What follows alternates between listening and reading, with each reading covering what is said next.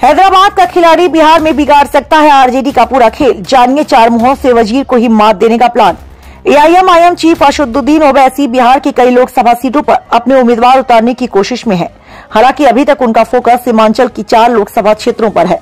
अररिया, किशनगंज, कटिहार और पूर्णिया में ओवैसी दौरा करते रहे। मुस्लिम बहुल इन इलाकों में एआईएमआईएम ने अपनी जड़ी मजबूत कर ली।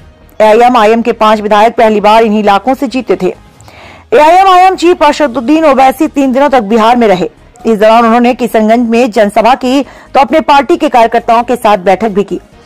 सीमांचल को ओवैसी ने अपना चुनावी अखाड़ा बना लिया। उनकी नजर सीमांचल की 4 लोकसभा सीटों पर है।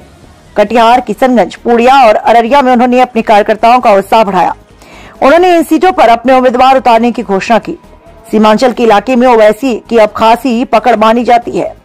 पहले भी वे सीमांचल का दौरा करते रहे। इस इलाके से 2020 में विधानसभा चुनाव में पहली बार एआईएमआईएम के 5 विधायक जीते थे। इसके साथ ही सीमांचल में उनकी ताकत का पता तभी चल चुका था। हालांकि बाद में आरजेडी नेता तेजस्वी यादव ने उनके 4 विधायकों को अपने पाले में कर लिया। फिलहाल बिहार विधानसभा में एआईएम का एक ही विधायक बचा हुआ है।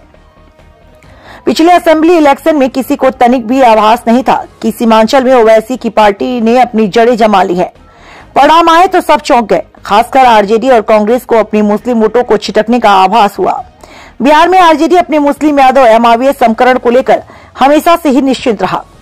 उसे ओवैसी की एंट्री से परेशानी अब साफ साफ दिखने लगी। यही वजह रही कि आरजेडी ने बाद में एआईएमआईएम के 5 विधायकों में 4 को अपने साथ जोड़ लिया। फिलहाल एक ही विधायक विधानसभा में पार्टी के झंडा बरदार है। इस बार ओवैसी 16 से 18 फरवरी तक सीमांचल में रहे। उन्होंने संकेत दिए कि इस इलाके की 4 लोकसभा सीटों पर वे अपना उम्मीदवार उतारेंगे। खबरों में आगे बढ़ेंगे, मगर उससे पहले आप सभी दर्शकों से गुजारिश है, अगर आप चैनल पर नए हैं तो अभी सब्सक्राइब कर लें। इससे आरजेडी और कांग्रेस की नींद उड़ गई है। इन्हें अपने वोट बैंक में सेंधमारी की चिंता सताने लगी है। ओवैसी ने भाजपा और जेडीयू के प्रति अपनी भड़ास भी खूब निकाली।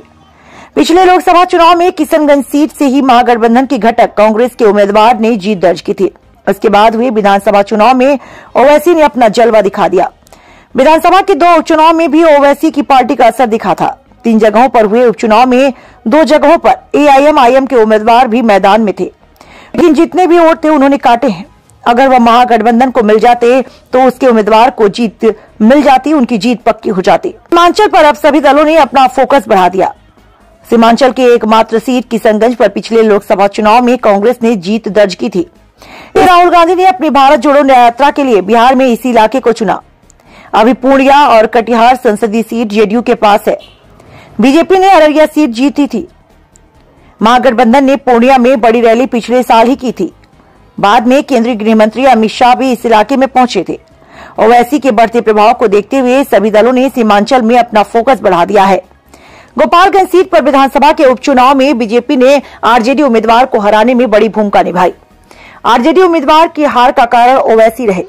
एआईएमआईएम उम्मीदवार को गोपालगंज में 12,000 वोट मिले थे, जबकि बहुजन समाज पार्टी की टिकट पर चुनाव लड़ रहे लालू प्रसाद यादव को उनके साले साधु यादव को 8,000 वोट प्राप्त हुए थे। ओवैसी की वजह से मुस्लिम वोट बढ़ गए। इस तरह ओवैसी ने आरजेडी से अपने विधायकों को तोड़ने का हिसाब चुकता कर लिया।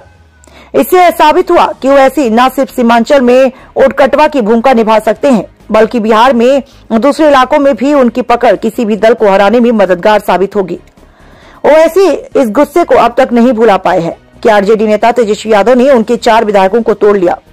इससे महागठबंधन के विधायकों की संख्या 114 हो गई, यानी बहुमत के आंकड़ों से सिर्फ 8 सीटें ही कम रह गई। तभी से ओवैसी आरजेडी से बदला साधने की फिराक में है। वैसे तो उनकी योजना बिहार की कुछ और लोकसभा सीटों पर उम्मीदवार उतारने की है। अगर ऐसा होता है तो इसका खामियाजा सीधे सीधे आरजेडी को भुगतना पड़ेगा, जो अपने आप को मुस्लिम वोटों का इकलौता ठेकेदार मानता आया है।